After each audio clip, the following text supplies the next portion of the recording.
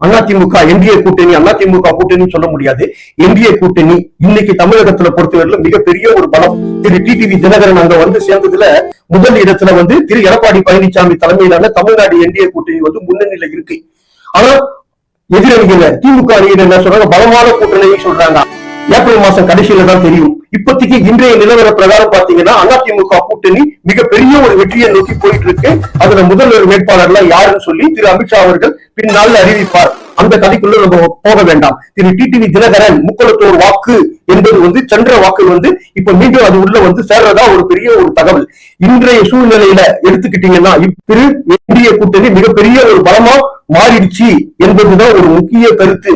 சுமார் 100 தொகுதிகளுக்கு மேல ரொம்ப ஈஸியா சுலபமான வெற்றி. முதல்ல வந்து போராடிட்டு இருந்த அதிமுக என்டிஏ கூட்டணி வந்து இன்னைக்கு வந்து சுலபமாக வந்து அடுத்த அடியை நோக்கி போகிறதுன்றது திரு டிடிவி தினகரன் இங்க வந்ததுல வந்து வளர்ச்சி என்டிஏ கூட்டணிக்கு.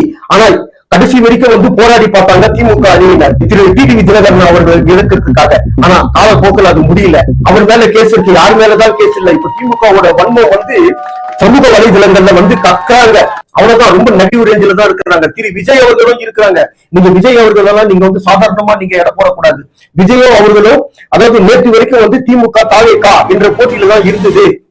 இன்னைக்கு அந்த களம் மாறிடுச்சு. என்டிஏ டிவிகே இவங்க 2 பேருக்குள்ளதான் போட்டியே. திமுக இந்த லிஸ்ட்ல இருக்கா இல்ல 3வது இடமான்றது வந்து நான் சொன்ன இந்த கருத்தை வந்து நீங்க ஒத்துக்க மாட்டீங்க.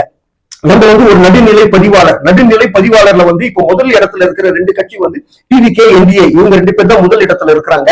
திமுக எந்த இடத்துல இருக்குதுன்னு நான் சொல்றதை விட ரிசல்ட் வரும்போது நீங்களே பாருங்க. அடுத்த ஒரு நல்ல பதிவுல நான் உங்களை மீண்டும் சந்திக்கிறேன். நன்றி. தமிழ் சர்க்காருக்காக நான் உங்கள் விஜயகுமார்.